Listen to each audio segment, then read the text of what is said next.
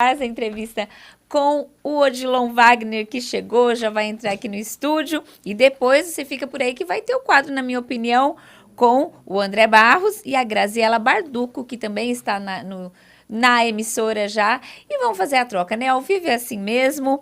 O Lua foi lá receber o Odilon Wagner para que a gente possa saber um pouco mais sobre a peça, mas fica por aí. Eu não sei agora se eu aguardo a vinda dele, se eu chamo um intervalinho rapidinho. Ele já está por aqui, né, o Evandro? Então, eu vou pedir a gentileza. Pode ser. Ele fica ali mesmo, já está tudo certo. Ó, gente, ao vivo é assim mesmo. Ele já está entrando aqui no estúdio.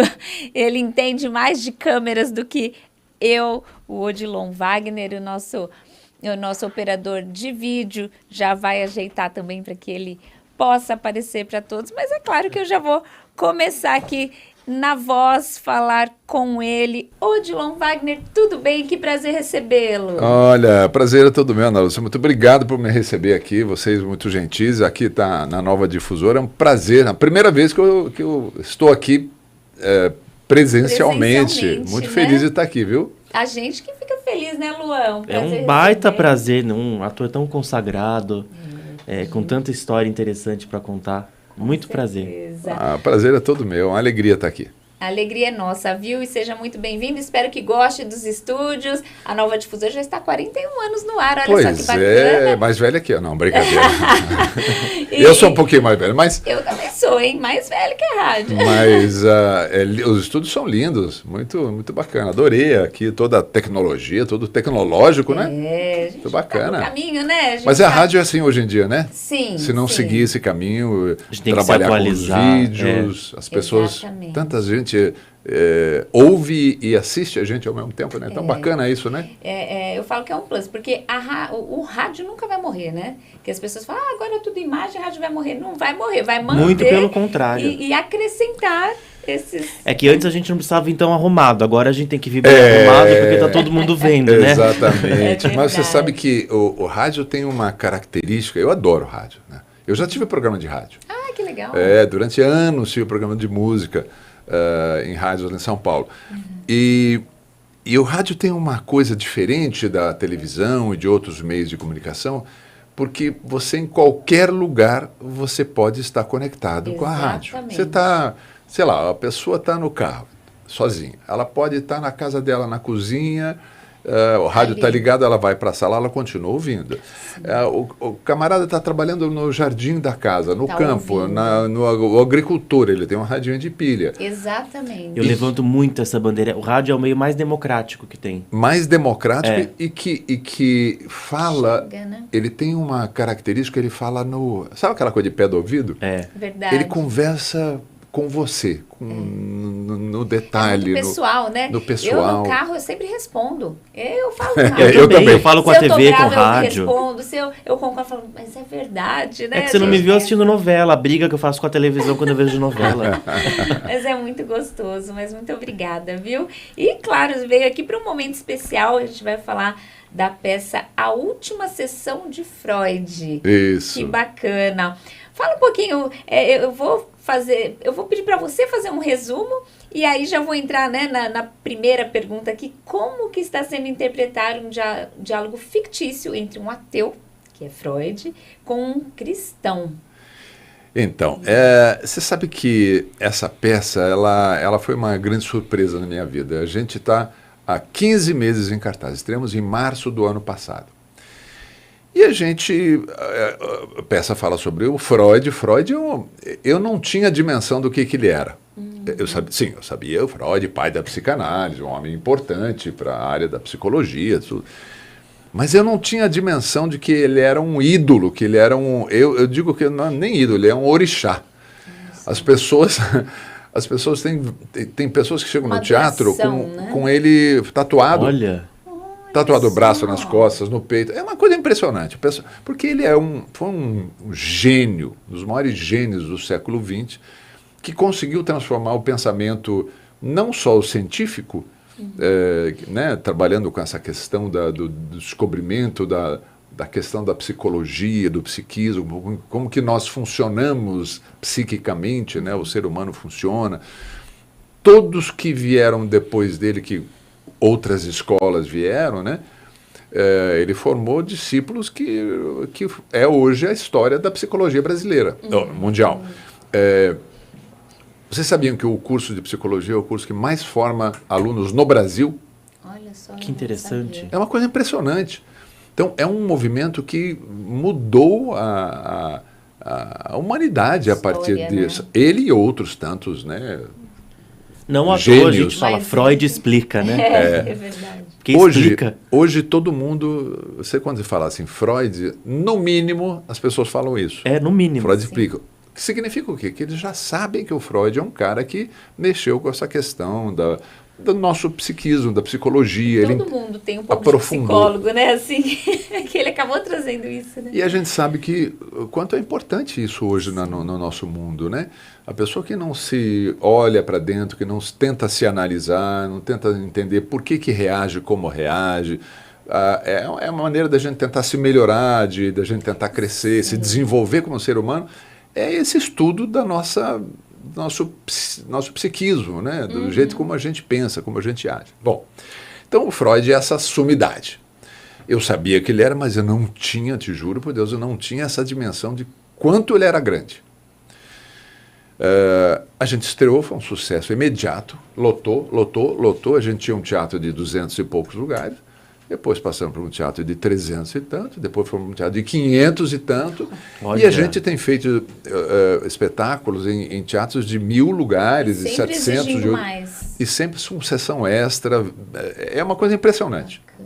Rodando o Brasil, fomos ao Sul, fomos ao Nordeste, e em todos os lugares é igual. A gente tem que abrir sessão extra porque lota tudo. Assim, o pessoal da psicologia vem em peso, não só aqueles que são interessados nisso, mas o público de uma forma geral, eles entendem, porque a discussão da peça qual é? Então vamos lá, eu estou falando demais, vou resumir para ficar mais fácil. Vontade. É um encontro, portanto, a peça é um encontro do Freud, pai da psicologia, pai da psicanálise, no gabinete dele, que é uma reprodução do gabinete original dele lá em Londres, ou quando ele já tinha se refugiado em Londres, porque ele é austríaco, ele fugiu pela perseguição nazista, ele fugiu para Londres. E a filha dele, Anna Freud, reconstrói o gabinete lá, com o divã dele, aquela coisa toda, lá em Londres. Mas isso já no finalzinho da vida dele. Na peça, eu faço o Freud com 83 anos de idade, que é o último ano de vida dele. Olha. E o Freud passou a vida toda militando a favor do ateísmo. Ele não acreditava em Deus. E ele era militante dessa causa, porque ele dizia que isso é uma ilusão, que as pessoas se iludiam, é uma coisa de uma infantilidade, etc. E tal. Tem lá as teorias dele, né? Mas ele não se satisfazia em apenas dizer Deus não existe. Ele tentava convencer os outros. E tentava convencer e tentava entender por que os outros acreditavam.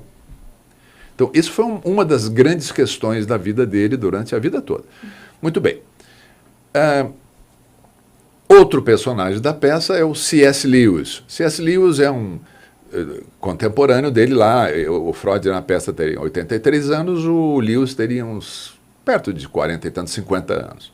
Bem mais jovem. Jovem professor de Oxford, lá na Inglaterra, um literato. Ele escreveu Crônicas de Nárnia, aqui no Brasil mais conhecido. Sim. Os jovens conhecem muito o C.S. Lewis aqui no Brasil por causa da Crônicas de Nárnia e outros livros juvenis e infantis. Ele lá na Europa é uma espécie de Monteiro Lobato, assim, ele é lido nas escolas, tal. Bom, o Lewis era um ex-ateu, como o Freud. Só que ele se converte ao cristianismo, e o cristianismo racional, de uma forma inteligente, não a fé cega, a fé raciocinada, a fé de bom senso. E ele se transforma lá na Europa, naquele período que eles passam, que a peça passa, na Segunda Guerra Mundial, no início da Segunda Guerra Mundial.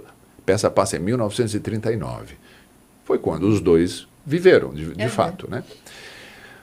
E o Lewis, naquela guerra começando, e depois que começou a guerra, tudo, ele se transformou num dos maiores palestrantes, assim, para fazer discursos assim e palestras para milhares de pessoas a favor do entendimento que o sofrimento que o mundo estava passando tinha um sentido, que a religião explicava, que o cristianismo explicava o porquê do sofrimento. Em geral... Ainda é assim, né? Por que o sofrimento a gente tem que entender por que ele existe, né? Sim. E ele se transformou num grande ídolo cristão.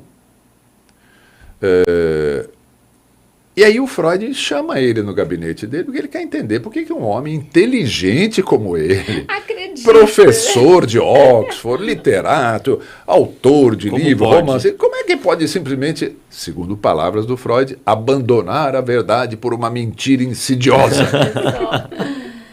E aí a conversa é entre os dois isso. Só que são dois homens brilhantes, tanto o Freud quanto o Lewis. Então eles são irônicos, se cutucam, se analisam, uma hora um está analisando o outro, outro está analisando. E com muito humor. A plateia morre da risada na peça toda, mas é um humor inteligente, né? Não é a graça boba. É o humor inteligente, é um humor que irônico, um cutuca, provoca.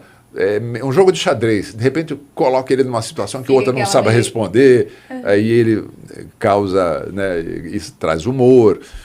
E o Freud, há 83 anos, já está meio ranzinza, então ele é engraçado até pela ranzinzez dele, sim, vamos chamar bem assim. típico, né? Assim, né? Que legal, gente. E então, aí você me pergunta, mas por que essa peça fez sucesso, tanto sucesso? Afinal, está falando de questões... É justamente por isso, de questões que tocam a todo ser humano. Exatamente. Quem é que já não pensou, qualquer um de nós, quem está nos ouvindo aqui, Deus existe? Se existe, o que acontece depois da morte? Tem vida após a morte? Quem nunca se questionou? Quem nunca se questionou? Então, por exemplo, o sentido da vida, o que a gente está fazendo aqui? O porquê? Por que pessoas morrem tão jovens? É isso. Tem muito questionamento. Por que eu estou nesta família? Por que eu estou nesse país? Por que eu não nasci na Austrália, onde eu adoraria estar? Sei lá, né? Cada um tem as suas... Sexualidade é outro tema tocado também na peça, porque o Freud ele trabalhava muito esse tema da sexualidade, ele era muito aberto, ele tinha uma mente muito... À frente. Né? Nossa, ele, inclusive, foi muito perseguido naquela época, porque ele tinha ideias muito avançadas, que hoje, ainda hoje, não são bem... aceitas, vamos dizer. Digeridas, vamos dizer assim. Então, a peça toca todo tipo de gente. Por isso, eu fui entender isso depois. Quando eu comecei a ver, nossa, mas tem um público mais intelectualizado, mas tem um público assim, que normal, um público normal como a gente. As cidades também, né? Porque os questionamentos vão por da humanidade. Então, todo tipo de gente vai lá, não tem ninguém que chega lá e fala assim, não, mas é uma peça muito papo-cabeça. Não é papo-cabeça. Ela fala de temas exatamente que todos nós falamos. Por isso que é o sucesso. E a peça é americana, sabia? Não. É uma peça que esteve lá na Broadway, nos Estados Unidos. Foi um sucesso enorme e tal. Olha. Aliás, ela vai virar filme agora. Nossa. E quem vai fazer o Freud é o Anthony Hopkins, um dos maiores atores do mundo. É mesmo? Que fez o Canibal, aquele ator maravilhoso. Sim. Ele vai fazer o Freud. Acabou com as minhas pretensões, né, de fazer o Freud lá em Hollywood, né? Mas tudo bem. Não, mas... E de toda essa história e tudo que... A gente fica muito curioso, né? A gente já quer... Nossa, deve ser incrível. E você foi e está sendo indicado para 3 prêmios pela atuação. Você considera, assim, claro... Aquelas perguntas que já sabemos a resposta, né? Como você se sente? Mas você considera esse o seu melhor trabalho? Assim, como que é? Olha, é sempre difícil a gente falar melhor trabalho, mas este, sem dúvida nenhuma, eu tenho 53 anos de carreira. Eu comecei muito cedo. Comecei aos 16 para 17 anos. Mas, sem dúvida nenhuma, esse é o trabalho mais impactante da minha carreira. Eu nunca tinha tido no teatro um trabalho com uma repercussão como essa. Nenhuma vez na minha vida eu tive nada semelhante. Olha. Eu já tive muitos sucessos, peças maravilhosas, que tiveram críticas maravilhosas, tudo. Mas este impacto que essa peça tem no público e o resultado de público, você veja, a gente tem aí 14 meses, são mais de 60 mil pessoas já viram a peça. Ai, gente. É uma coisa impressionante. Sim. E não só isso, mas a reação das pessoas. A plateia, no final, eles A gente ficou assustado no começo, a gente falou assim, não, mas por que eles estão... Por que está tão entusiasmado assim? A gente não tinha entendido a dimensão do alcance que essa discussão ainda cala nas pessoas. A impressão que passa é que assim, causa uma reflexão nas pessoas também, Reflexão. né? Elas saem refletindo Sem dúvida. a respeito. E o papel da arte, da cultura, do teatro é esse, né? Sim. É você também, entretenimento, se divertir, não há dúvida, mas também tem que sair de lá e pelo menos até chegar em casa tem que ficar conversando, falando sobre o assunto, vai comer um sanduíche depois, comer uma pizza depois. Tem que ter uma função, né? Tem. E isto acontece de uma maneira impressionante com esse espetáculo. As pessoas falam, olha, nós ficamos conversando até altas horas depois, conversando sobre... Porque é isso, são temas que todo mundo vive. E, portanto, não é preciso conhecer a obra do Freud e nem a obra do Lewis para gostar da peça. Porque lá não é aula. Ninguém está dando aula de nada. De certa forma, né? Que legal. Agora, os alunos, o pessoal da psicologia... Já tem um outro olhar. Nossa, os psicanalistas, o pessoal de psicologia, eles adoram, mas vêm em peso, chegam com ônibus, assim, lá, é incrível. Ai, que legal. Gente, que bacana. Odilon, você é um ator de teatro que foi para a TV. Sim.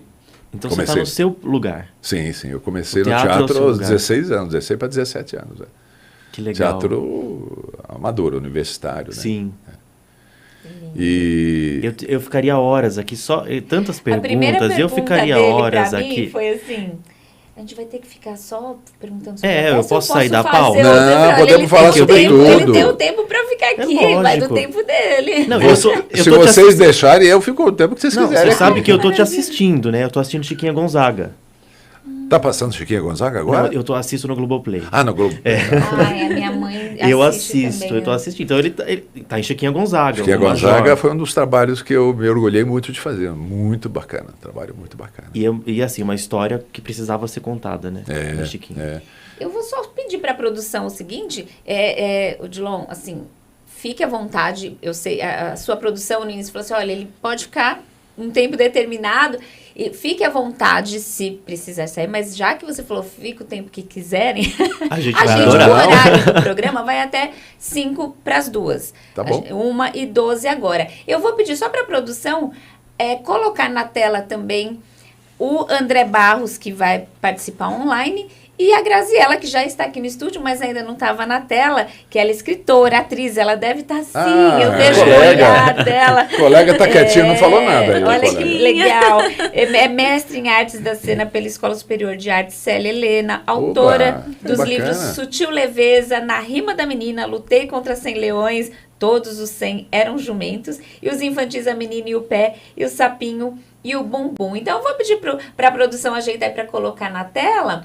E sim, ele está ajeitando daqui a pouquinho, mas... Ela é discreta, não falou nada, né? Então, mas fique à vontade, Graziela, bem-vinda. E se tiver alguma pergunta também, fique à vontade, viu? No áudio o pessoal já vai ouvir a Gabriela, daqui a pouquinho na tela apareceremos todos. Ai, obrigada, viu, pelo convite, pela oportunidade de estar aqui com vocês. E quero dizer que eu assisti a peça. Você já viu? Maravilhosa! Olha, que legal! Assisti assim que estreou e fui correndo comprar o ingresso, porque as minhas professoras de psicologia da faculdade falaram que era maravilhosa a peça. Que legal, Graziela. E aí, nossa, assim, é aquele assunto que a gente se identifica de imediato com tudo que vocês estão falando. Então, é realmente uma peça maravilhosa. E Que a gente bacana. ri do início ao fim. É verdade. Ai, ó, que bacana. Eu confesso Olha que eu que não legal, sabia a gente- que ela eu também tinha não assistido sabia. já. E que gostoso, assim. E é exatamente isso que a gente estava conversando, né? A Exatamente. sensação. Que bacana. A peça é muito impressionante, né, Graziela? Ela tem... As pessoas, quando veem lá o nome, Freud, Lewis, deve ser aqueles papo cabeça chato. Não. O autor americano, a dramaturgia é incrível, né, Graziela sabe disso. A dramaturgia, a boa dramaturgia é aquela que você pode falar dos temas mais complexos possíveis, mas que as pessoas entendam. A De uma linguagem, forma né? Mudar a que linguagem. entenda. Porque é só a gente lembrar da escola, quando a gente está na escola, ou faculdade, quem fez faculdade. Professor maravilhoso, gênio, mas que fala muito difícil, os alunos ficavam tudo com cara de tacho Lu é olhando. professor, Eu então sou ele professor entende, universitário, tem que ser assim. A gente tem que falar uma linguagem que... O professor que a gente lembra e gosta que a gente estudou são aqueles que brincavam, que falavam com a gente, a linguagem que a gente entendia. Eu procuro ser assim. Eram as aulas mais agradáveis, né? E esses professores marcam a memória da gente de uma maneira impressionante. Você dá aula também? Lá na Eu Célia Helena? dei aula para criança na Casa do Teatro. Ah, tá. Aí foi para os pequenininhos. Então, eu lembro, quando já me perguntaram muitas vezes assim, você pensou em ser ator? Eu falei, não, eu nunca tinha pensado em ser ator. Mas, tem um detalhe, minha mãe tinha sido atriz amadora, no clube. Nada, nunca saiu antes de casar, naquelas, né, jovem, adolescente também, 17, 18, sei lá.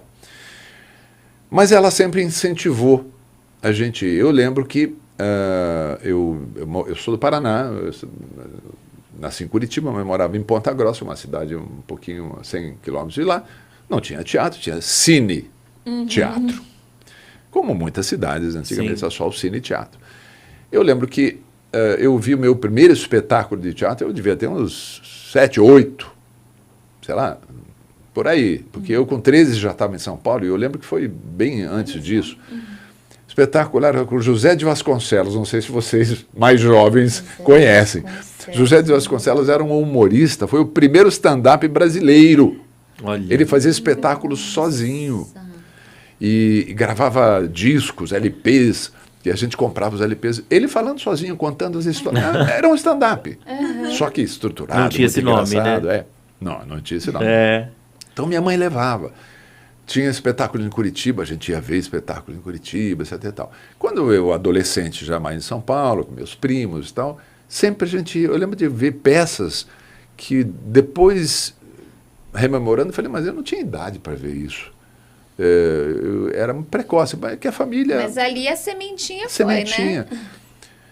E aí, quando surgiu a possibilidade de um colega eu estava fazendo cursinho e preparando para a universidade, para fazer faculdade, que nem fui, nem terminei, porque eu já comecei a fazer teatro na PUC, em São Paulo. Um colega chamou, vamos lá fazer. Eu falei, pode? A gente não é universitário ainda. Eu falei, não, pode, o grupo é aberto, vamos lá. E aí eu fui, sem expectativa nenhuma, achei bacana, vamos lá, ver o que é. E não parei mais. Isso foi em 1969. Iniciei o primeiro trabalho em 70. E, ok, beleza. Aí me apaixonei, etc e tal. Abandonei o cursinho no meio, nem o vestibular. Mais. Não, o vestibular no meio. Eu estava fazendo o exame já. Mas aí eu me lembrei de uma coisa importante. Um dia eu voltei a Ponta Grossa, a cidade onde eu morei, e tinha lá uma homenagenzinha lá para minha... por eu ser filho da cidade e tal, né? Na Secretaria de Cultura e tal, e dá um troféuzinho lá, teve um discurso, aquela coisa e tal. E eu olho, de repente, na plateia, estava sentada a minha professora, Dona Isaura, que era professora naquela época chamava pré-primário. Hoje eu seria o quê? Eu não sei como é que chama. Eu também. Eu não consegui acompanhar. Ensino fundamental. Antes, fundamental. Eu tinha 6, 5, 6, 7, eu não sei, 6, por aí. A primeira escolinha era com ela, depois que saía para o... E Dona Isaura era uma professora que ensinava, portanto, mais de 60 anos atrás, ensinava a história do Brasil, ensinava geografia e outras coisas com dramatização. Olha. Ela fazia assim, vem cá, você vai ser o Pedro Alves Cabral, quem que quer ser a Índia Bartira, quem não sei o quê. E ela fazia a gente encenar aquela situação. Como que você esquece? Depois não esquece. Olha o que é o você destino, guarda. né? E o destino e o que é uma grande educadora. Exato. O que é um educador que... E ela fazia uma isso visão intuitivamente. já. Olha. Ela não estava pensando em teatro, mas ela entendia. Ela é considerada hoje no Paraná, tem escolas com o nome dela, uma grande educadora. Mas, veja, aí quando eu estava recebendo aquele prêmiozinho ali, aí eu olhei e falei, nossa, ali Começou a...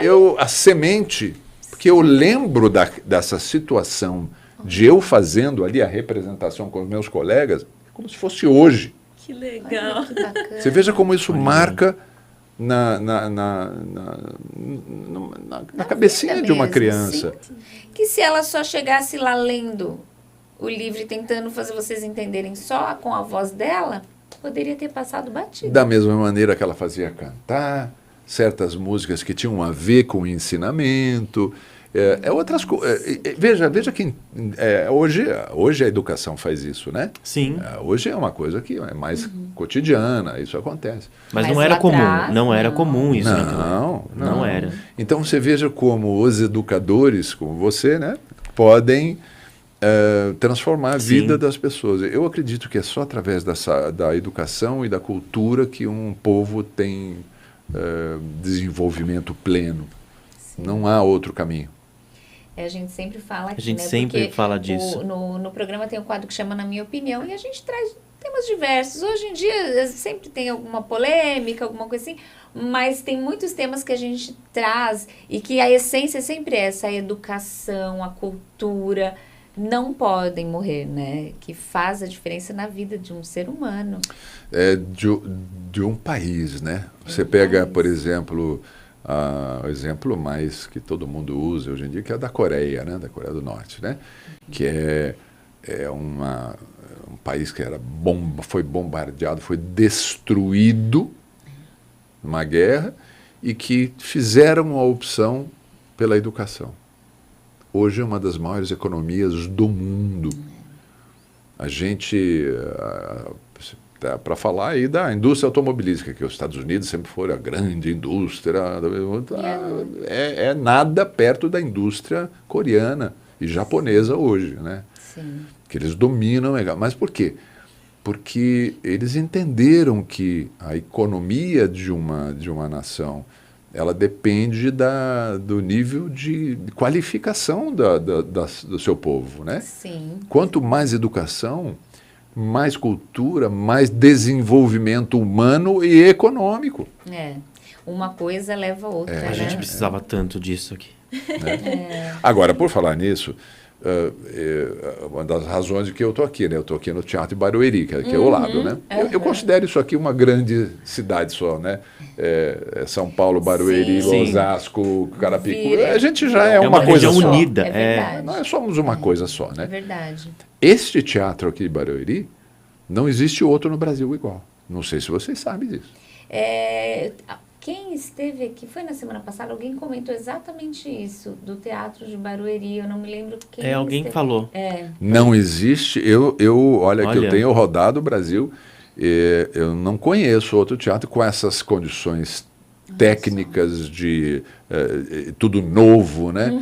Equipadésimo, tudo de última geração, e é um local lindo, né? Um teatro maravilhoso, uma joia para essa região aqui, é um espetáculo. Né? Olha que legal. Bacana. E fala pra gente dos seus... claro que depois a gente vai passar todas as informações da peça, que tá todo mundo curioso, né? Mas você tem próximos projetos já em mente? É algo para TV, cinema, ou até mesmo no próprio teatro? Meu projeto próximo é Freud. Porque Vai se estender, né? porque Não tem como parar. a gente já está com programação até o ano que vem. Olha que Olha. incrível. Nós estamos já voltando para lugares onde a gente já esteve. Com certeza a pedidos, né? A gente volta. A gente voltou, acabou de voltar agora 2 semanas, 3 semanas atrás, de Belo Horizonte, onde a gente já tinha ido ano passado. Agora nós vamos voar, agora Ribeirão Preto, nós vamos novamente, já estivemos o ano passado. Vamos voltar para Recife, João Pessoa, lugares onde a gente já esteve. Agora vamos aí Maceió, tem Fortaleza, e Nossa, enfim, a gente legal. tem uma carreira muito grande. E quando a gente tem um sucesso desse na Você mão, se a gente não dedica pode a largar. ele, né? Você Eu se já tive dedica a ele. algumas chamadas, alguns convites, assim, mas que eu não, infelizmente, eu não pude aceitar porque eu teria que parar E aí, como vai? parar a companhia toda, todo mundo para, é um grupo muito grande, né? E então, Odilon, a gente sempre fala aqui da qualidade do que a gente consome hoje, né? Tanto em televisão, rádio. E você começou na TV lá nos anos 70. Como é que você vê o momento atual da televisão? Você como uma pessoa da televisão também, como é que você vê esse momento? é bem delicado, assim, as novas tecnologias, o streaming, os canais, né, a cabo, Globoplay, isso, aquilo, Netflix, etc e tal, eles ganharam um espaço muito grande. E a gente aprendeu a selecionar mais o que a gente gosta, né? A gente tem agora mais opções. Então você fala assim, não, a novela não está boa, eu vou ver uma série. É. Então ficou difícil para a televisão. E eu acho que a teledramaturgia vem pecando, a minha opinião, isso é uma opinião particular. Sim. Eu acho que ela vem pecando nos últimos anos, ainda mesmo antes das TVs a cabo, dos streaming aparecerem. Eu acho que ela já vem batendo numa tecla muito de temas muito repetitivos, histórias sempre com muita coisa da criminalidade, sempre com amor da violência, sempre com amor... E que chega uma hora que você fala Vamos assim... dizer, sem muita criatividade, vamos dizer assim, né? Trazendo outras situações e não aquilo. E que eu você já acho... sabe que vai ter Tá naquela violento, trama, né? tá? É pesado. Então, e para fazer violência na dramaturgia, vai ser difícil a gente bater a realidade, né? Então. Porque a realidade é muito pior, né? Não dá. Então, já é tão complexo, já é tão difícil a vida hoje no mundo, não é no Brasil, é no mundo, né?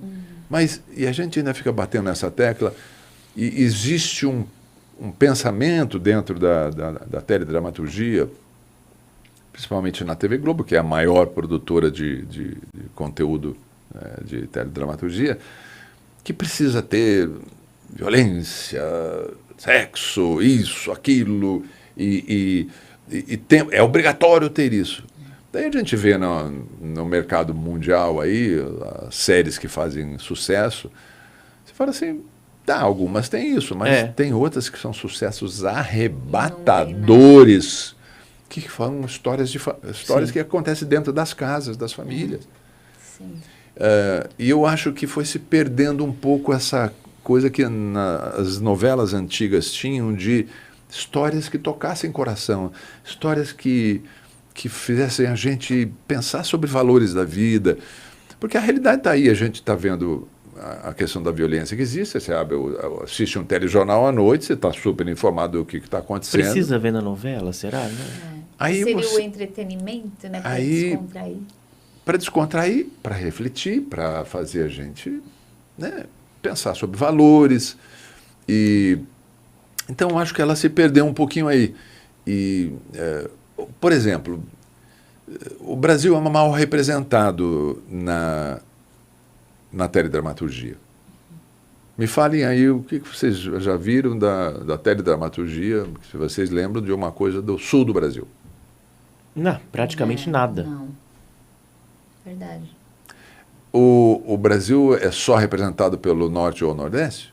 Parece que sim. Muito mais coisa. E aí porque eu quero a cultura... fazer outra pergunta sobre isso também, mas pode continuar. É claro que a cultura nordestina e nortista, Tem muita riqueza. ela fora a riqueza, é maravilhosa. Não estou falando disso, mas assim, e ela é muito mais presente no Brasil. Óbvio, eu entendo essa razão. Mas o Brasil é um país que o centro-oeste tem uma cultura riquíssima. Tem muito a mostrar, impressionante, né? e que não é também não é a cultura potiguar, A gente tem lugares no Brasil, nós temos uma nação riquíssima em cultura. E, no entanto, isso não é aproveitado na teledramaturgia. E você passou por algo parecido? Eu sei que você foi cotado para fazer o Caminhoneiro em Central do Brasil. Cotado, claro, ele é do Sul, cotado para fazer um caminhoneiro, né, Odilon? E quem foi escolhido para esse papel foi o Otton Bastos, que é um baiano. Exatamente. Foi preconceito? É um preconceito, sim, que a gente tem, os cineastas têm, os diretores têm, porque identificam o brasileiro só com o tipo moreno, nordestino, que tem uma característica bem marcada. Mas só que, poxa vida, quem anda pelas estradas, você vê um monte de caminhoneiro loiro de olho azul, sim, desdentado, gordo, desdentado. É verdade. E o cara mora lá na Santa Catarina, exato, no Paraná, no Rio Grande do Sul. Porque eu imagino que todos os sulistas são ricos, maravilhosos, esbeltos, loiros, lindos. Não, eles são seres humanos como qualquer um. A gente tem todas as qualidades e defeitos que todo mundo tem. Tá cheio de caminhoneiro de olho azul por aí. Verdade. E acaba sendo um preconceito com o Nordeste e com o Sul. Exato. Com o Norte, com o Nordeste e com o Sul também. Não é um preconceito só de um lado, né? Está estereotipando os dois. Aí eu lembro que o Walter Salles me perguntou assim, você dirige caminhão? Eu falei, dirijo qualquer coisa. Quando a gente é convidado para fazer um trabalho, isso é segredo para vocês aqui. Você fala assim, luta esgrima? Fiz aula. Fala alemão? Perfeitamente. Depois a gente dá um jeito claro. Não, estou brincando. Mas eu dirijo. Eu falei, não, eu dirijo. Tal. Porque tem um filme que a gente vai fazer e tal. Aí era o Central do Brasil. E depois passou um tempo, falou, ele podia fazer o caminhoneiro e tal. Legal. Depois, não tem cara de caminhoneiro. E ator tem cara de alguma coisa. Ator pode tudo. O ator faz a cara que ele cria o personagem que surgir, né? Isso é uma desinformação que muitas vezes as pessoas têm. Elas procuram, isso é muito característico no cinema, sabe? Os diretores, eles já querem pegar o ator que já tem a cara do personagem. Já está pronto. Sim. Não. Você pode pegar personagens... quer ver uma ideia? Eu falei do Anthony Hopkins, que para mim é um dos maiores atores do mundo. Eu sou apaixonado por ele. Ele vai fazer o Freud. Ele é baixinho, ele é redondo, ele tem rosto, ele é mais arredondado. E eu sou alto, sou mais longilíneo, não tenho nada uma coisa a ver com a outra. Eu posso fazer o Freud e ele também pode fazer o Freud. Perfeito. Qualquer um pode fazer o Freud. Sim. Na sua visão, na sua interpretação, do seu jeito. Verdade. Mas os diretores, em geral, de cinema e de televisão também, eles têm uma coisa mais assim, eles querem já procurar. Quadradinha, né? Tem que ser... O André Barros entrou online ali. André, bem-vindo, viu? Oi, André. Atrasou um pouquinho, mas fica à vontade, André. A gente está, óbvio, aproveitando a presença do Odilon Wagner aqui. E eu sei, você, o Luan, sempre tem as perguntinhas básicas. Mas bem-vindo, tudo bem, André? Tudo bem, boa tarde de Londres. É um prazer, estou acompanhando aqui a entrevista desde o princípio. Sou fã aí do trabalho do Odilon, acompanhei as novelas que ele fez, muito bacana. Prazer. Muito bom. Se tiver Obrigado. A pergunta já. E já você que gosta de ter a sua agenda, que toda sexta-feira aqui a gente traz algo bom, mas essa que você não vai perder, que é a peça dele. Daqui a pouquinho ele vai falar exatamente os dias, os horários, onde está. Aqui em Barueri, pertinho. Eu moro ali pertinho, Santana de Parnaíba. Pertinho. Então, tô do lado, né? Não posso perder, né? Não posso... Aliás, vocês todos estão convidados, né? Por favor. A gente já vai se prazer organizar receber para vocês lá. organizar. A gente vai se organizar para ir amanhã. Você tá com o seu horário, tá tudo Não, tranquilão? tranquilo. E, Gabriela, fica à vontade aí, matar suas curiosidades. Graziela. Matar suas curiosidades aí. Graziela, cravo e canela. Cravo e canela, é verdade. Já faz a... Eu tenho uma curiosidade, porque na peça o Freud está com câncer na boca já, né? E aí você tem aquele jeito de falar que você já está com a boca meio você demonstra que está com a boca machucada, horas você cospe sangue. Olha. E tal, você, né, sem dar muito spoiler, Já né? deu. Né? Já deu. Já deu. Não, mas tudo bem, tudo bem. E eu queria perguntar para você como é que foi essa preparação desse personagem para trabalhar com esse jeito de agir, com essa, né, com essa Veracidade, né? Assim, Com a característica, né? O Freud, ele teve, por causa do charuto, né? Ele fumava muito e aí ele teve esse câncer na boca. E ele teve que remover o palato, imaginem vocês. Na peça, eu não falo com tanta dificuldade, é que eu tenho uma movimentação assim, que eu faço com o queixo, que mostra que tem alguma dificuldade ali. Em alguns momentos. Mas a voz sai normal, falo, mas em alguns momentos ele, como a Graziela falou, ele se engasga, etc. Porque é para já ir mostrando aos pouquinhos que numa determinada hora ele fala, ele tem esse câncer de boca, tal. E de fato a verdade dele é que ele teve que remover o palato em 1930, imagina. Nossa, não tinha. E o palato foi feito me parece que era de madeira. Agora você imaginou a pessoa, era uma prótese que colocava na boca para fazer a parte do palato, do alto do céu da boca, né? Então, imagina a dificuldade desse homem. E ele, com a cabeça perfeita, um homem com toda a inteligência e a perspicácia que ele tinha, mas o corpo já em decomposição, ele já não conseguia mais. Isso foi um grande dilema dele, né? Para compor isso, eu não podia fazer isso trazer de uma maneira muito evidente, ou pelo menos assim, que falasse exatamente como ele falava, com muita dificuldade, então a peça ia ficar muito chata. Sim. Então ele se viu, fala normal, isso até tal, mas os movimentos que eu faço com a boca alguma vez vão mostrando que tem alguma coisa ali. Isso. E sim, em algum momento ele tem ele se exalta, que ele fica muito bravo com o Lewis, né? Não, eles discutem sempre respeitosamente. Eles são firmes um com o outro. Esse é, aliás, um dos pontos impressionantes da peça.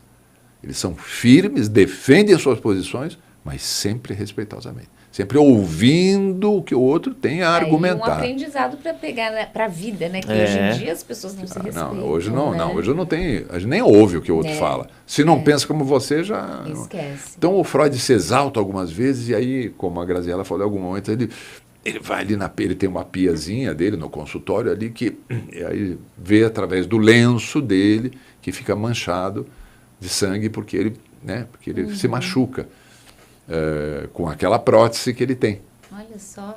E isso é uma coisa que traz muita veracidade ao espetáculo, né, Graziela? Com certeza. As pessoas ficam muito impressionadas. Mas logo depois daquilo, ele mesmo brinca. Ele mesmo já faz uma Estou cada vez mais piada. curioso para ver a peça. É maravilhosa. Estou cada Vocês vez têm mais que ver. curioso para ver a peça. Olha.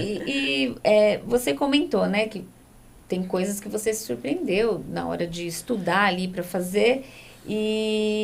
E aí ela trouxe já uma curiosidade, eu ia perguntar, do jeito, você já falou de coisas que você surpreendeu, o que mais te surpreendeu ali nos seus estudos para chegar ao personagem, assim, o que, nessas histórias que você buscou, o que mais te surpreendeu? Que você falou, nossa... Muito mais do que a parte da composição, porque quando a gente um ator faz o trabalho de composição de um personagem, é a minha versão do Freud, né? O Anthony Hopkins vai fazer a dele. A versão, vamos dizer assim, física, a parte física, eu tenho ali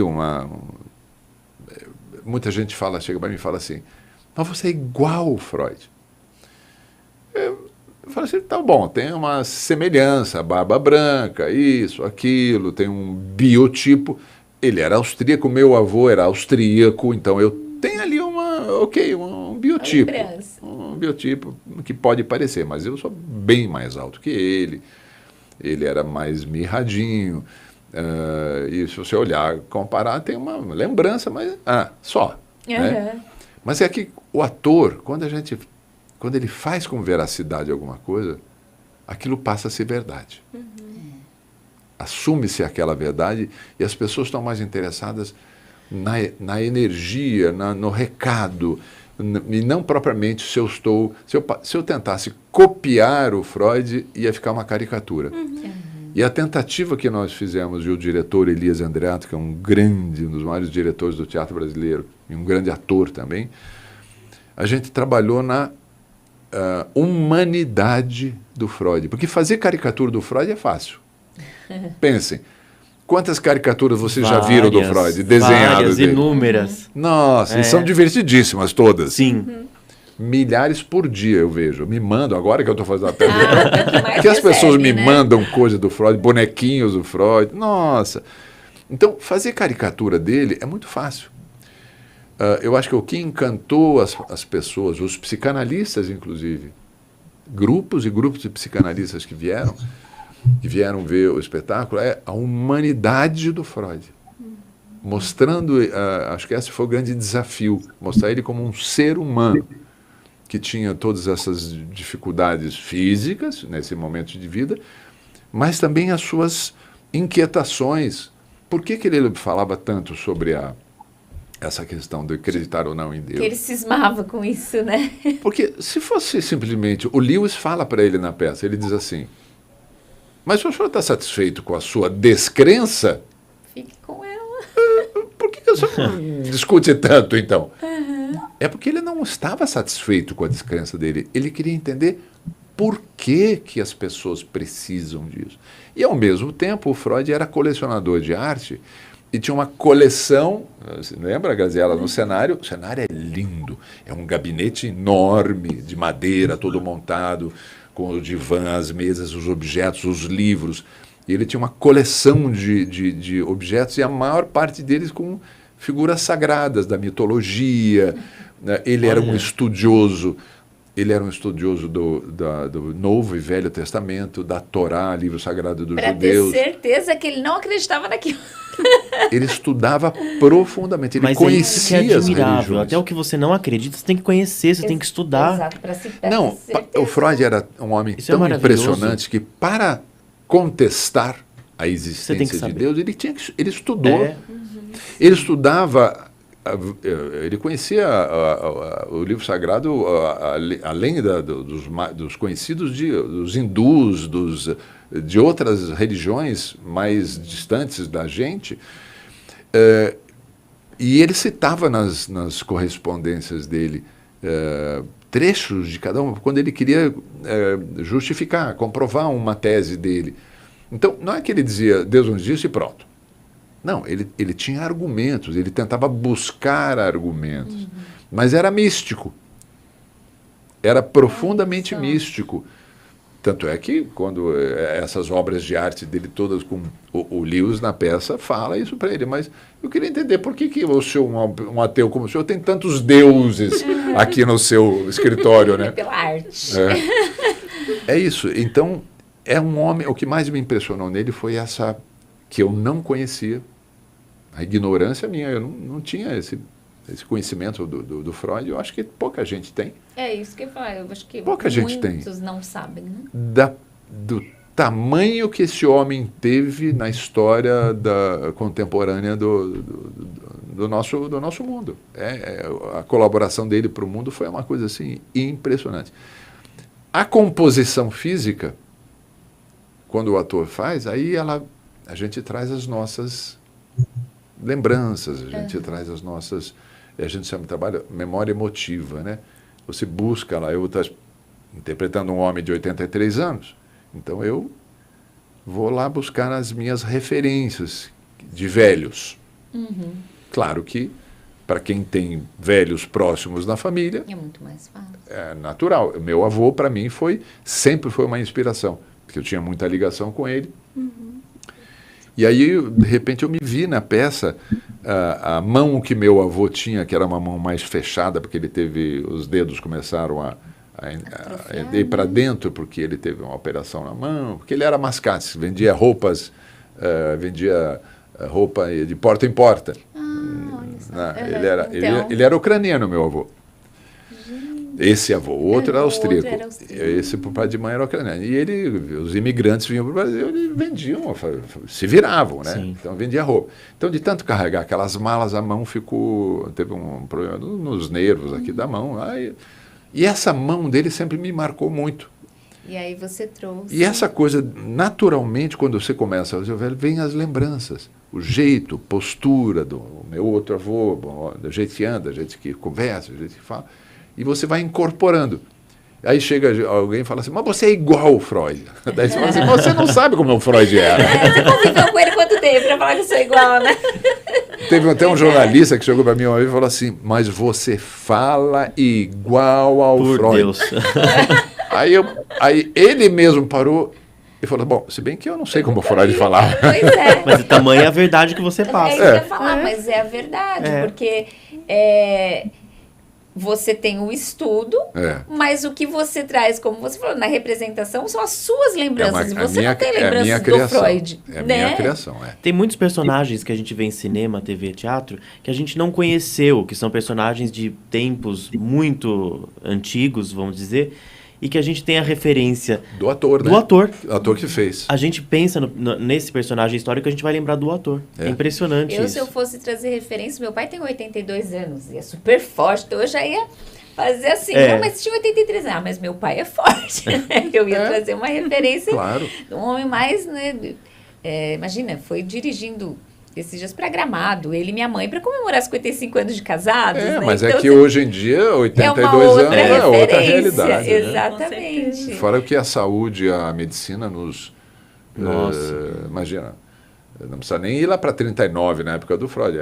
Se pegar na época dos meus pais, que são mais velhos. Minha mãe hoje tem 94. Meu pai já foi. Mas, assim, ele foi com 88 anos e, assim, com um problema sério de saúde, mas aqui a medicina mantinha ele. Conseguia ainda. Alguns anos atrás, com 40, 50, com a doença que ele tinha, já tinha ido embora. Sim, como eu falei, eu vou fazer 45. Lá atrás, a minha mãe com 40, 45, eu achava ela uma senhora. A gente tinha essa imagem, né? Não é? A gente tinha isso. Mas não é só a imagem, é como eles se comportavam realmente. mesmo, né? A questão da longevidade, para mim, é um tema que eu adoro também. Um tema que eu sempre trato. Aliás, minhas peças, em geral, eu sempre trato desse tema. Esse é um problema da dramaturgia, voltando ao tema que você falou, que é o seguinte. A dramaturgia e a teledramaturgia, principalmente, ela ficou infanto-juvenil. Quantos atores maduros tem numa novela? Raríssimo. 4, 5, 6 num elenco de 40. É verdade. Então, você fala assim, você falou, né? 45 anos, vocês conhecem, estão vendo a imagem, ela é uma garota. É uma garota, linda, é isso. 45, sua mãe, sua avó, é diferente. Tinha uma outra beleza. postura. Quando uma pessoa, um casal de 45, 50, vamos pegar 50 anos para cima. Um casal de 50 anos, uma mulher de 50 anos, um homem de 60 anos. Um casal. Quantas histórias de amor não estão acontecendo hoje em dia com casais dessa idade? De 70 e 60. Muitas. Vocês já ouviram histórias de pessoas se casando com quase 80 anos, ou com 80 anos se casando novamente? Uma nova parceira, um novo parceiro. Que era uma coisa impossível antes. Aí você fala assim, quando você vai para a dramaturgia, você vê só jovenzinho, aquelas historinhas bobinhas de jovens, aquelas historinhas que uma pessoa mais madura chega e fala assim, eu não tenho o menor interesse de ver essa história. Eu confesso que eu não assisto. Vou confessar, as últimas produções eu não consigo assistir. Eu vivo ali na Globoplay assistindo novela. Eu tô assistindo A Sucessora. Viva, né? A minha mãe vai fazer 76 anos. Ela não consegue. Não tem condições. Ela não consegue mais. É uma pena. Mas ela vai no Viva. Esses dias eu viajei com ela, a gente estava assistindo Força de um Desejo, Bambolê. Aí, pode assistir Fera Ferida, né? Então. Vamos assistir as produções do Odilon. E realmente mas é porque assim, tinham atores maduros fazendo as histórias de amor. Não adianta. Teledramaturgia, folhetim, É história de amor, É. tem histórias de família, tem que ter, é isso mesmo, tá certo. Mas Outras coisas, tudo, mas a base é essa porque é a base que move a humanidade, relações humanas. Então, um casal, ou um homem eu vou fazer 70 agora em outubro. tá super bem. Um homem de 60, de 70, uma mulher com essa idade, abre para ver uma novela, ver aquelas bobagens, aqueles dois jovenzinhos com nhe. E mesmo quando os atores são um pouquinho mais velhos, os conflitos são, mais velhos que eu digo, 40, 40, Uau, 40 e tantos, né? Já é velho. O conflito é infanto-juvenil. Mesmo quando a idade é mais velha, os conflitos são infanto-juvenis. Então, pessoas mais maduras, que na verdade é o grande público, né? É o grande público É o que da tá lá na teledramaturgia. casa e senta que... Não tem interesse, Já não migra, tem vai para outro lugar. interesse. Eu acho que esse respondendo a tua pergunta anterior, eu acho que é isso. As pessoas não têm mais interesse, Sim. porque é muito chato. Tá chato. Veja, quando vem uma novela como Pantanal, que veio... Aí que eu não perdi. Ah, é outra coisa. E daí você vai para outro Ainda universo, você é. entra em outras esferas. Se fosse falar histórias do Érico Veríssimo lá do Sul, Nossa. histórias lá do norte do Brasil, lá de Belém, que agora está tendo até, né? Sim. É isso, né? Tem histórias distantes, histórias que a gente não conheça ainda. Desvendando mistérios que a gente E não tem conhece. tanta coisa, Se eles Nossa. entendessem que essas histórias é o que voltariam a chamar a atenção, É. fariam mais, né? Porque eles querem audiência. Mas, assim, trazendo para uma linguagem, assim, hoje em dia eles estão muito preocupados com a lacração, com, né, assim, o que está na moda. E nem sempre é o que a gente quer. Porque eu falo, você tá aí do outro lado, mas pode levantar a mão que eu tô te vendo, viu, André? Mas ontem eu tava comentando, eu falei, gente, eu não sei, eu tô com uma vontade de sumir do mundo por uns dias, sem ver internet, sem ver nem me nada, fale. sem ligar a TV, porque a gente tá numa realidade tão cansativa, assim, você tem que pensar assim, você tem que pensar assado e tal. E aí, se você ainda ligasse numa novela e visse algo que te... Não, eles estão repetindo, como hoje Repetem os estão telejornais. repetindo o que tá... Então, a gente tá cansado, né? A gente tá cansado, parece que sufoca. Mas isso não é um fenômeno brasileiro só, né? Se você vê no streaming também as séries de terror, as séries violentas, é a grande maioria. É a grande maioria. É o Eu que não dá assisto. audiência. Eu não assisto. Já não Também faz não. bem, né? A gente Porque- precisa de algo que nos acalme. Veja, imagina, né? Você vai dormir com aquelas imagens. Imagina crianças. Sabe o que eu assisto falo antes isso, de né? dormir? Crianças- Exatamente quando eu deito na minha cama, que eu fico assistindo televisão, eu coloco comédias. Claro. Porque eu rio. E coisas leves também. Eu não gosto de comédia nada pesado. Comédias bestas. Sim. Aquela coisa bem boba mesmo. Aí eu assisto e eu durmo tranquilo. Você dá risada. Agora, você vai assistir uma coisa pesada antes de dormir? Não dá. Então, já dorme tenso, né? Mas é isso, a gente tem uma realidade mundial essa, né? E essa questão que a gente conversou agora aqui sobre as pessoas poderem conversar sem se censurarem, né? Esse momento muito... Você sabe que a peça também, voltando aqui, a peça teve uma pertinência muito grande de estrear no ano passado, e foi em março de 22. A gente estava recém saído da pandemia, né? E pandemia o que foi? Mais ou menos uma situação de guerra, vamos colocar assim, né? O que tem na guerra? Você tem medo de morrer, você fica recluso dentro de casa, né? Todo mundo escondidinho, porque está tendo uma guerra, e a pandemia foi mais ou menos esse sentimento, né? Então, quando a gente estava ensaiando, nem estreado ainda, estourou a guerra na Ucrânia. E isso teve um impacto muito grande. As pessoas, quando veem o nosso espetáculo, elas conseguem fazer um paralelo, porque na peça, como ela se passa em 1939, a peça se passa no dia que a Inglaterra declara guerra à Alemanha nazista. Quando é o dia que a Inglaterra entra na guerra. porque a Alemanha acabou de invadir a Polônia. É um país independente invadindo outro país independente. A Rússia invadindo a Ucrânia.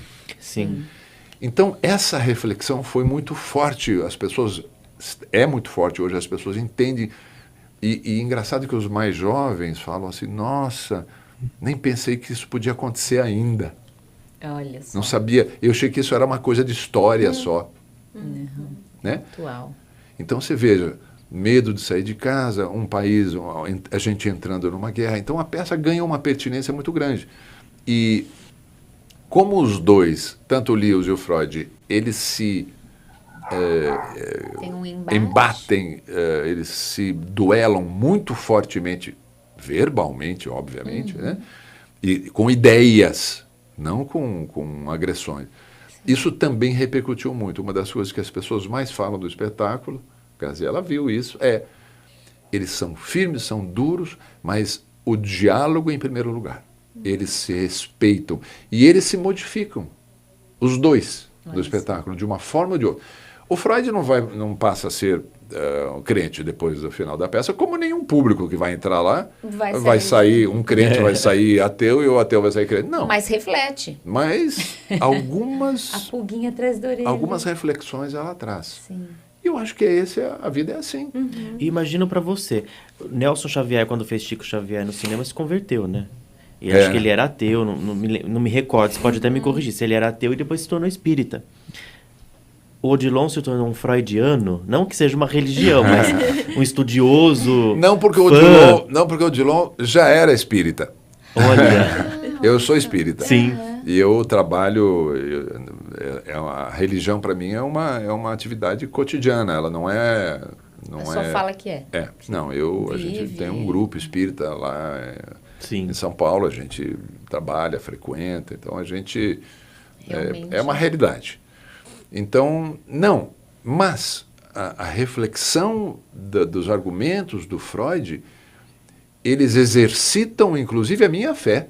Eles me fazem pensar melhor sobre a minha fé, para que ela seja uma fé razoável, de bom senso, que ela tenha lógica. Sim. Os espíritas acreditam. Embora ele quisesse impor, faz o espiritismo é uma ciência, né? Não é só religião, é uma ciência. Nós consideramos que o espiritismo é uma ciência, religião e filosofia. Isso. São três... Eu também sou de berço espírita, inclusive. São três pilares. Eu acho que todas as religiões têm isso. Então, ele exercita o meu raciocínio. Eu falo assim, não, porque fé cega, eu, por exemplo, não aceito. A fé cega é aquela que você entra como gado na história, né? Te colocam ali, você não sabe argumentar. Padre, pastor, rabino, manda, a gente obedece. Não. É a religião de antigamente, né? É porque é. Não, é porque é. Não existe mais. Não, isso não, ninguém engole mais. Tem que ter um sentido, tem que ter um porquê, tem que ter uma percepção. Né? Eu sou cristã, assim, minha família é sempre católica, e depois cada um, a família praticamente toda é evangélica, mas assim, cada um foi no seu momento, em momentos diferentes se convertendo e tudo. Mas é assim que tem que ser, porque, de repente, o meu irmão, acho que foi o primeiro, ele, na adolescência, encontrou um caminho... E todos os caminhos são bons. Exato. Então... Todos os caminhos são bons. Sabe uma coisa que é interessante também, que a gente não vai fazer aqui no Teatro de Barueri, porque a gente tem só 2 dias. Agora é sábado e domingo. Já? Mas a gente faz em todos os lugares onde a gente faz 3 sessões, quando a gente faz sexta, sábado e domingo, desde a nossa estreia. Nós fazemos um debate após o espetáculo com um religioso... Com um religioso e um psicanalista. E o religioso já veio evangélico, já veio pastor metodista, já veio batista, já veio rabino, já veio padre, já veio tudo.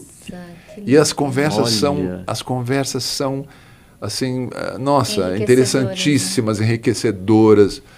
E o público adora. E o público acaba o espetáculo e fica lá.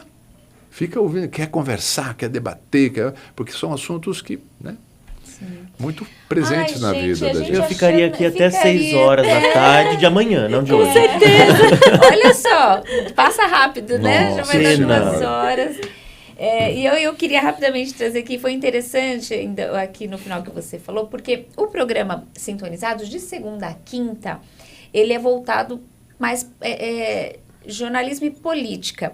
Então, o quadro, na minha opinião, sempre tem convidados e a gente traz assuntos políticos e tem o debate. E eu sempre falo assim, a ideia na minha opinião, que é o quadro, é que a gente possa fazer a democracia funcionar aqui dentro. Cada um tem a sua opinião, trago gente do PT, trago gente de direita, e tem esse embate com respeito. E eu falo, meu sonho é que saia daqui de dentro para fora, que as pessoas saibam falar sobre qualquer assunto com respeito. Então, você trouxe exatamente essa reflexão, que é a ideia do nosso programa. E na sexta-feira a gente também tem, às vezes, debates, mas falando a gente do lado fala cultural, mais de cultura, lado de arte. Então, a gente sempre traz. Foi muito legal essa que você trouxe uma das mensagens principais do nosso espetáculo. Que eu acho incrível. Bom, acabando Sintonizados, foi muito gostoso. O André acabou entrando muito tarde, mas tenho certeza, eu vi as suas expressões assim, concordando e sorrindo quando o Odilon trazia algumas frases assim interessantes. Quero deixar o espaço.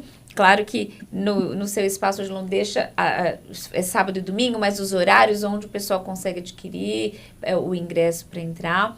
Eu vou ouvir rapidamente as despedidas. Vou começar pelo André. Obrigada, André. Obrigado a vocês, a todos os ouvintes aí, Odilon, muito prazer. Graziela também, muito prazer. Obrigado mais uma vez pela participação aí. Obrigado, André.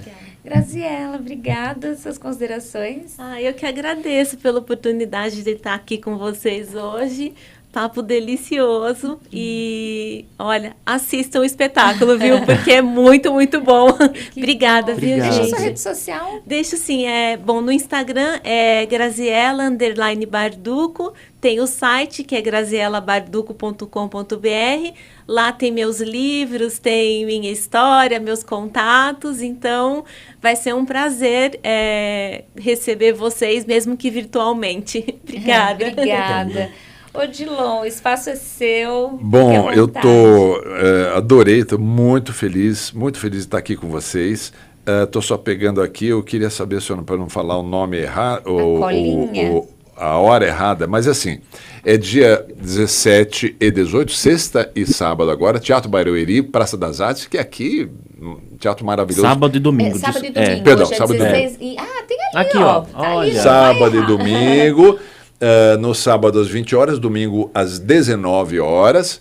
E você que gosta de teatro, você tem duas razões para ir ver a peça. Porque a peça é maravilhosa e só o teatro já vale a pena a sua visita, que é talvez hoje o teatro mais moderno do Brasil. É espetacular. Olha.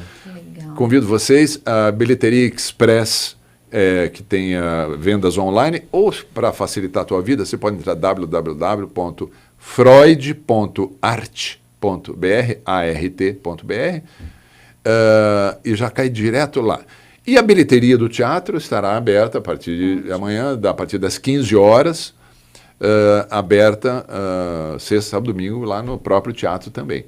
Legal. Então, como é gostoso comprar o bilhete na bilheteria do teatro, é tão diferente, eu gosto. Eu vou pedir para colocar novamente, Santo, só para eu ler direitinho ali, que eu vou passar o WhatsApp, não sei se ele está me ouvindo, acho que vai colocar ali, ó. Teatro Municipal de Barueri. Isso. Amanhã, dia 17, às 20 horas. Domingo, dia 18, às 19. E tem um WhatsApp, se você quiser pegar mais informações, é 11...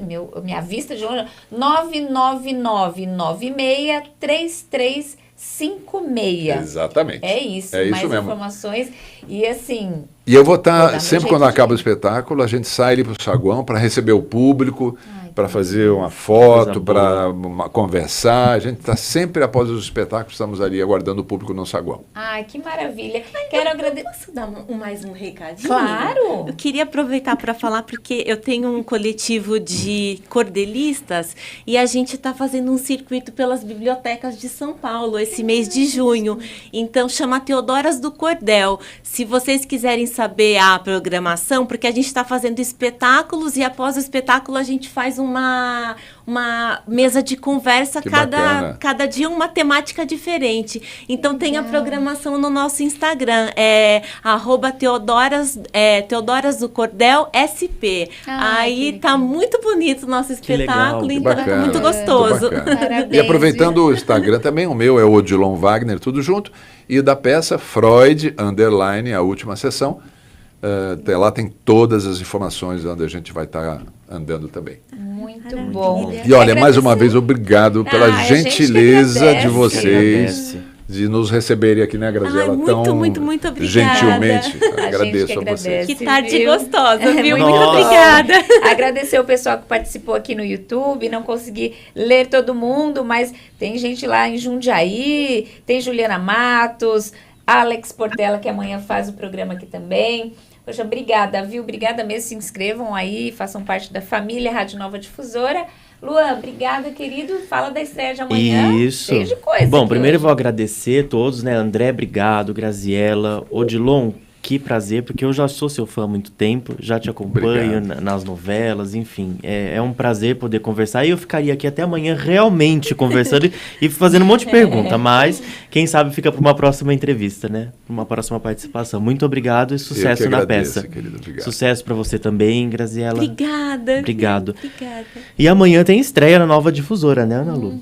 Amanhã às 14 horas, ou melhor, todos os sábados a partir de amanhã às 14 horas, o programa, o podcast Frente a Frente com o Luan Santini. Olha Tá aí, aí. amanhã eu Já entrevisto, tem convidado. entrevisto, gente, olha isso, eu entrevisto o Alan Calisto, que é barbeiro, conhecido como Rei do Degradê, esse corte Olha, que moderno bacana. que tá hoje em dia na Maravilha. moda. E ele é super famoso na área dele. E amanhã eu entrevisto o Alan às 14 horas, no 79.9 FM, no YouTube, no Facebook, enfim, nas multiplataformas da Rádio Nova Difusora. Então eu te espero amanhã. Boa sorte, Muito viu? bem. Obrigado. É uma estreia? É uma estreia. Amanhã é que estreia. seja sucesso, parabéns. Obrigado. Muito Parabéns. bom. Agradeço a vocês, agradeço Lu, agradeço o Odilon, agradeço Graziela, agradeço a vocês que ficaram até agora. Sextou, né? Agora a gente vai pro final de semana, mas tem muita coisa aqui ainda na Nova Difusora e eu volto na segunda-feira, meio-dia. Fiquem com Deus. Beijo, bom final de semana.